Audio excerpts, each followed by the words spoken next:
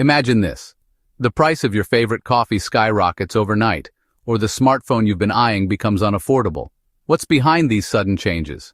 The answer lies in one word: tariffs.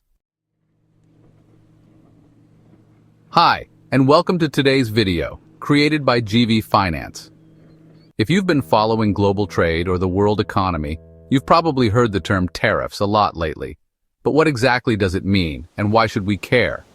In this video, we'll break down the latest tariff updates, including significant changes and their effects, as of April 2025. Before we dive into the latest updates, let's take a quick step back. What exactly are tariffs? In the simplest terms, tariffs are taxes that one country places on imports from another country. The goal is usually to protect local industries, generate revenue, or retaliate against trade practices that one country sees as unfair. For example, when country A exports steel to country B might charge a tariff, a certain percentage of the value of that steel, making it more expensive for consumers in country B to buy it. This encourages them to buy domestic products instead. Now let's talk about the latest developments in tariffs, specifically as of April 2025. Several major changes have shaken up global trade in the past few months. First up, U.S. China tariffs. After years of escalating tensions, the U.S. and China have reached a temporary agreement to reduce tariffs on certain goods. In March, the U.S. announced a 10% reduction on Chinese electronics, including smartphones, which had previously been hit with a 25% tariff. In return, China agreed to lower tariffs on U.S. agricultural products such as soybeans and pork. This was seen as a step toward easing trade tensions and boosting consumer access to affordable goods. However, not all tariffs are being reduced. The United States still maintains a 25% tariff on Chinese steel, which, honestly, has been a source of friction.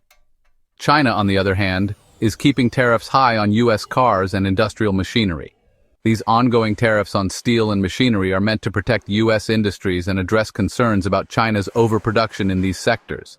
But it's also important to note that countries like Japan and South Korea are now pushing for similar tariff reductions as a part of the larger trade discussions. Shifting over to the EU and U.S., there's been significant movement in trade talks, particularly in the past few months. In early 2025, the European Union and the United States reached an agreement to reduce tariffs on a range of goods. These include industrial products and agricultural goods, particularly affecting U.S. exports to the EU. The most notable change is that tariffs on U.S. whiskey and motorcycles, two key products in the EU market, have been reduced by 10%. This is part of an ongoing effort to reduce trade barriers after the bitter 2020 to 2021 trade dispute over aerospace subsidies involving companies like Boeing and Airbus. However, despite this breakthrough, the EU has still imposed hefty tariffs on U.S. agricultural exports like chicken and soybeans. For now, it seems the EU is using tariffs as a tool to push for more favorable trade terms on other fronts, particularly in digital and technology sectors. So what does this all mean for businesses and consumers? Well, for consumers, these tariff adjustments can result in mixed outcomes. On the one hand, reduced tariffs on electronics like smartphones or computers could lower prices, making tech more affordable. But on the other hand, industries that rely on raw materials like steel could see higher costs, leading to price hikes for things like construction materials or cars. For businesses, the effects can be even more pronounced. Companies that rely on imports for their manufacturing processes may find it cheaper to buy materials, but exporters could still face challenges. Take U.S. farmers, for example. While China has lowered some tariffs, the agricultural sector still faces significant hurdles, especially in the competitive global market. Meanwhile, large multinational companies with operations in different regions might find the shifting tariff landscape hard to navigate, especially when tariffs fluctuate with political changes. So, let's zoom out a bit and take a look at the global picture, shall we? You see, tariffs are not just a bilateral issue. They ripple outwards, affecting global supply chains and the flow of goods between countries. Over the past few years, we've seen how tariffs on things like steel, aluminum, and even agricultural products have disrupted industries ranging from manufacturing to food production. It's, well, a complex web, really.